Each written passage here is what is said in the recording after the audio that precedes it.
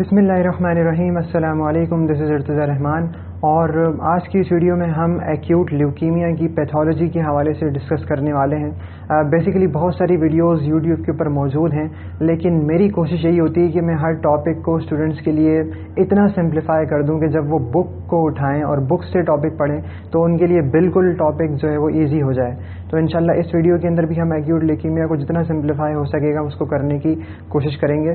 और एक रिक्वेस्ट ये है कि अगर आपने हमारा चैनल अभी तक सब्सक्राइब नहीं किया तो प्लीज़ सब्सक्राइब कीजिए, वीडियोस को शेयर कीजिए और जो हमारा पेज है इर्तज़ा रहमान लेक्चर्स उसको भी ज़रूर लाइक कीजिए, ताकि हमारा जो मोटिव है, हमारा जो पर्पज़ है चैनल बनाने का और वीडियोस को अपलोड करने का, वो मैक्सिमम अमाउंट में जो है वो पूरा हो सके। So let's start. So basically acute leukaemia को समझने के लिए आपको उसकी डेफिनेशन को समझना पड़ेगा। देखिए, डेफिनेशन सिर्फ रट्टा लगाने के लिए नहीं होती कि हम डेफिनेशन को रट लें, उसको याद कर लें, बल्कि डेफिनेशन आपको मदद देती है ताकि आप उस टॉपिक को समझ सकें। तो डेफिनेशन आपको, पहली डेफिनेशन जो एक्यूट ल्यूकीमिया की आपको समझनी है वो ये है कि it is rapidly progressing cancer of the bone marrow. ये जो एक्यूट ल्यूकीमिया है basically it is also called blood cancer, इसको हम ब्लड कैंसर भी कहते हैं। लेकिन ये एज इट इज़ जिसका इसका नाम है ब्लड कैंसर, ये ब्लड कैंसर नहीं है बल्कि ये बोन मैरो का कैंसर है। इसको कहते ज़रूर हम ब्लड कैंसर है, लेकिन इसकी जो पैथोलॉजी है वो बोन मैरो में होती है। तो पहली बात क्या है कि it is the rapidly progressing cancer of the bone marrow. दूसरी बात इंपॉर्टेंट जो है वो इसमें यह है कि failure of cell maturation. Basically इसमें होता क्या है कि बोन मैरो में आपको पता है सारी सेल्स जो है वो सिंथेसाइज हो रही होती हैं, प्रोडक्शन उनकी बोन मैरो में होती है।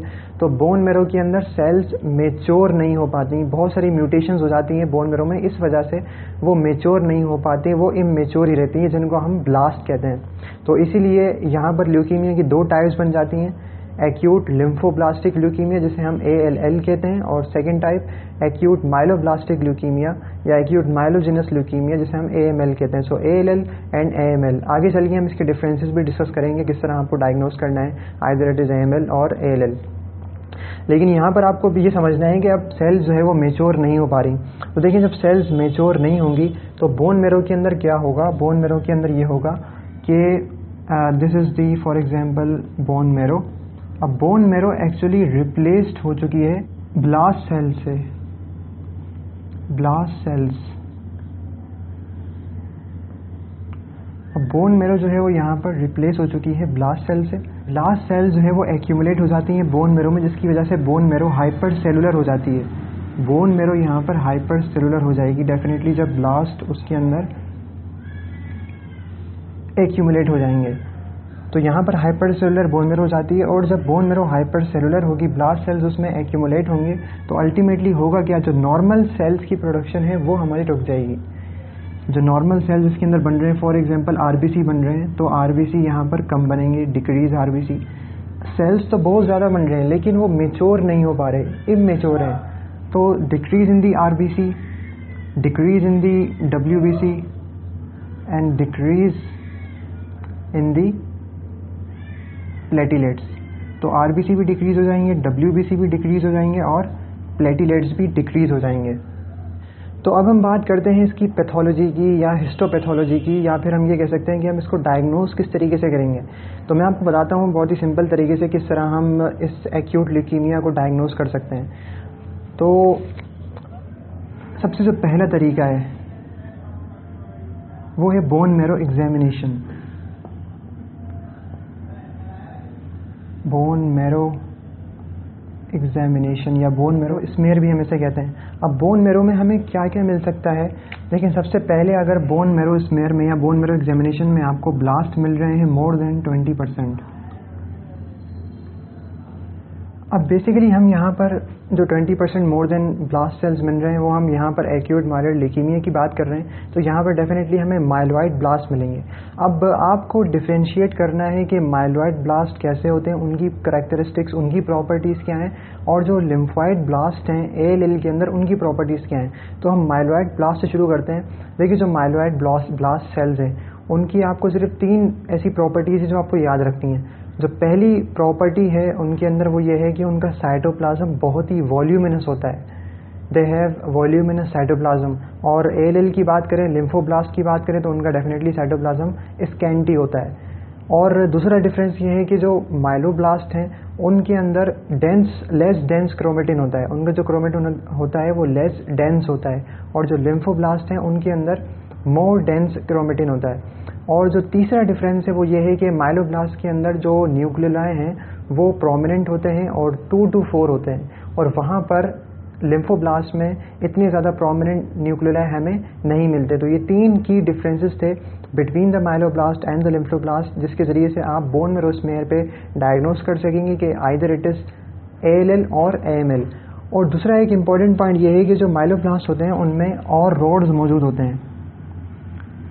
AML की हम बात कर रहे हैं यहाँ पर, तो AML के अंदर और रोड्स हमें मिलते हैं, और रोड्स। अब ये और रोड्स क्या हैं? और रोड्स बेसिकली ये क्रिस्टलाइन साइटोप्लाज्मिक इंक्लूजन बॉडीज़ हैं। ये ऐसी इंक्लूजन बॉडीज़ हैं जो कि AML के अंदर, माइलोब्लास्ट के अंदर हमें क्रिस्टलाइन फॉर्म में हमें मिलती हैं, और आपको पिक्चर अभी सामने नज़र आ रही होगी किस तरह ये और रोड्स जो हैं मौजूद होते हैं। तो ये भी बेसिकली एक डायग्नोस्टिक पॉइंट होता है AML के लिए, AML को डायग्नोस करने के लिए। तो ये हमें बोन मैरो स्मेयर पे हमें मिलेगा। अब अगर ब्लड की हम बात करें, ब्लड स्मेयर की बात करते हैं हम, ये तो बोन मैरो एग्जाम था। Second is the blood. अब ब्लड में हमें क्या क्या मिल सकता है? देखिए, ब्लड में जो हम मिलेगी ल्यूकोसाइट्स डेफिनेटली हम मिलेंगे हमें। अब ब्लड में जो ल्यूकोसाइट्स हैं बड़े ही वेरिएबल होते हैं, वो मोर देन 1 लाख भी हो सकते हैं, मोर देन 1 लाख, या फिर लेस देन 10,000। तो ये एक वेरिएबिलिटी आपको याद रखनी है कि मोर देन 1 लाख भी हो सकते हैं और लेस देन 10,000 भी हो सकते हैं। और जितने ये ज़्यादा होंगे, 1 लाख से ज़्यादा या फिर 10,000 से कम होंगे, उतना ही पुअर प्रोग्नोसिस होगा। ठीक है। और देखिए, यहाँ पर हमने कहा था कि ब्लास्ट सेल्स हमें 20% से ज़्यादा मिल रहे थे, लेकिन ब्लड में हमें 20% मिलने की ज़रूरत नहीं है कि हमें 20% मिलेंगे तब हम जाके उसको AML या फिर ALL कहेंगे। ब्लड में अगर 1% भी अगर हमें ब्लास्ट मिल जाएंगे, 1% भी अगर हमें ब्लास्ट सेल्स मिल गए, तो हम कहेंगे कि इट इज़ AML और ALL, क्योंकि ब्लड में नॉर्मली ब्लास्ट सेल्स मौजूद नहीं होते। बोन मैरो में तो नॉर्मली मौजूद होते हैं, लेकिन ब्लड में 0% ब्लास्ट सेल्स होते हैं। तो अगर 1% ब्लास्ट सेल्स मिल गए हमें, तो ये डायग्नोस्टिक पॉइंट होगा AML या फिर ALL के लिए। अच्छा, और एक ल्यूकीमिया की एक बेसिकली आप टाइप कह लें यहाँ पर, या फिर आप इसको हिस्टोपैथोलॉजिक कंडीशन कह लें, जिसको हम कहते हैं ए ल्यूकीमिक ल्यूकीमिया। ए ल्यूकीमिक ल्यूकीमिया, ए ल्यूकीमिक ल्यूकीमिया। ए ल्यूकीमिक ल्यूकीमिया के अंदर क्या होता है कि ब्लास्ट सेल्स बिल्कुल ही एब्सेंट होते हैं। है तो ल्यूकीमिया, बाकी सारी कैरेक्टरिस्टिक्स, बाकी सारी मॉर्फोलॉजिकल फाइंडिंग्स ल्यूकीमिया की हैं, क्लिनिकल फाइंडिंग्स ल्यूकीमिया की हैं, लेकिन ब्लास्ट सेल्स हमें ब्लड स्मेयर पे नहीं मिल रहे, तो उसे हम कहते हैं aleukaemic leukaemia. So this was all about the histopathology of the leukaemia. दो और टेस्ट हैं जो हम करते हैं ल्यूकीमिया में, एक तो है इम्यूनोफेनोटाइप और दूसरा है साइटोजेनेटिक्स। देखिए, इम्यूनोफेनोटाइप अगर हमसे कोई पूछे कि गोल्ड स्टैंडर्ड टेस्ट कौन सा है एवेल्युएट करने के लिए, डायग्नोस करने के लिए ल्यूकीमिया को, डेफिनेटली हम बोन मैरो कहेंगे, बोन मैरो एग्जामिनेशन या फिर बोन मैरो स्मेयर। लेकिन अगर फर्दर जो है वो हमसे मांग रहा हो कि बेस्ट एक्यूरेट टेस्ट कौन सा है, देखिए बास जगहों पर ये भी लिखा होता है कि बेस्ट इनिशियल टेस्ट जो है सबसे पहले जो हम कराते हैं वो है बोन मैरो स्मेयर। ठीक है। और जो बेस्ट एक्यूरेट टेस्ट है वो है इम्यूनोफेनोटाइप। दोनों बेसिकली जो है वो इम्पॉर्टेंट टेस्ट हैं डायग्नोस करने के लिए ल्यूकीमिया को। और जो दूसरा है साइटोजेनेटिक्स, तो साइटोजेनेटिक्स उसे कहा जाता है कि cytogenetics is the best prognostic factor for the leukaemia. For example, मैं आपको एग्जांपल देता हूँ। एक ल्यूकीमिया का टाइप है जिसे हम कहते हैं acute promyelocytic leukaemia, acute promyelocytic leukaemia. अब इसमें और रोड्स जो है वो सबसे ज़्यादा मौजूद होते हैं APML के अंदर, एक्यूट प्रोमाइलोसाइटिक ल्यूकीमिया के अंदर, और साथ साथ इसमें ट्रांसलोकेशन होती है T15-17। तो ट्रांसलोकेशन 15-17 क्रोमोसोम्स में होती है इसमें। तो ये बेसिकली साइटोजेनेटिक्स के ज़रिए से हमें पता लगता है। और साइटोजेनेटिक्स आपको मैंने कहा कि it is the best prognostic tool for the leukaemia. तो T15-17 जिसमें हमें मिल जाए ट्रांसलोकेशन, तो उसकी प्रोग्नोसिस अच्छी होती है। और उन ल्यूकीमिया से जिसमें डिलीशन हो, इन्वर्जन हो, तो इस किस्म की ल्यूकीमिया से उनमें जो प्रोग्नोसिस है वो बैड प्रोग्नोसिस होगी डिलीशन की या इन्वर्जन की, और जो T15-17 ट्रांसलोकेशन जिसमें होगी वो गुड प्रोग्नोसिस होगी ल्यूकीमिया के लिए। सो this was all about the histopathology of the leukaemia. तो अब हम चलते हैं क्लिनिकल फीचर्स की तरफ। जैसे कि मैंने आपको बताया था कि हम इसमें डिफ्रेंशिएशन भी करेंगे कि AML और ALL के अंदर क्या डिफरेंस होता है, तो यहाँ पर क्लिनिकल फीचर्स के ज़रिए से मैं आपको बता दूंगा कि क्या क्या डिफरेंसेस होते हैं। तो बेसिकली जो क्लिनिकल फीचर्स हैं ल्यूकीमिया के, वो जिस तरह हमने शुरू में बात की थी कि जब बोन मैरो फेलियर होता है तो RBC कम हो जाते हैं। अब जब RBC कम होंगे तो RBC की कम होने की वजह से एनीमिया हमें मिलेगा। और जो सेकंड हमने कहा था कि प्लेटिलेट्स भी कम हो जाते हैं, तो प्लेटिलेट्स जब कम होंगे तो हमें ब्लीडिंग मिलेगी। और तीसरी बात हमने कही थी कि इसमें WBCs भी कम हो जाते हैं। इस तरह मैंने कहा कि वेरिएबल है more than 1 lakh and less than 10,000, लेकिन जो ज़्यादा हो रहे होते हैं WBC तो वो भी इमेच्योर होते हैं, फंक्शन नहीं कर पाते, तो इसलिए यहाँ पर इन्फेक्शंस हो जाते हैं WBC के कम होने की, मेच्योर WBC के कम होने की वजह से। 3 क्लिनिकल मैनिफेस्टेशंस तो ये कॉमन है, आपको याद रखनी है, anaemia, infections and bleeding, bleeding infections anaemia and infections anaemia and bleeding, और आपको मैकेनिज्म भी पता है कि ये क्यों होते हैं। अब हम बात करते हैं डिफ्रेंशिएशन की। देखिए जो पहला डिफरेंस है दोनों में, जो आपको याद रखना है क्लिनिकल पॉइंट ऑफ व्यू से डायग्नोज करने के लिए ल्यूकीमिया को, वो क्या है। देखिए जो AML है ये बेसिकली एडल्ट्स के अंदर होता है मोर देन 60 ईयर्स।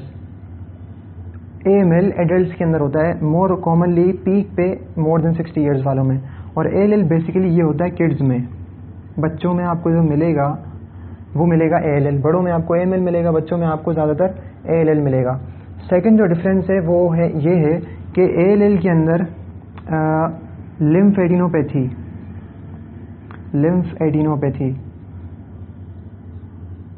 ये आपको ज़्यादा मिलेगी, यानी लिम्फ नोड्स का इनलार्ज हो जाना, लिम्फेडिनाइटिस हो जाना, मुख्तलिफ लिम्फ नोड्स का एक्सिलरी, सर्वाइकल, तो ये आपको ज़्यादा ALL के अंदर देखने को मिलेगा मोस्ट कॉमनली। और AML के अंदर ये बेसिकली इतना नहीं होता, लेस होता है, ज़्यादा ALL के अंदर होता है। देन सेकंड हेपाटोस्प्लीनोमेगेली, मैं शॉर्ट फॉर्म में लिख रहा हूँ हेपाटोस्प्लीनोमेगेली, यानी स्प्लीन और लिवर का इनलार्ज हो जाना, enlargement of the spleen and liver, तो ये भी आपको मोस्ट कॉमनली ALL के अंदर मिलता है। ALL के अंदर इतना आपको ये नहीं मिलता।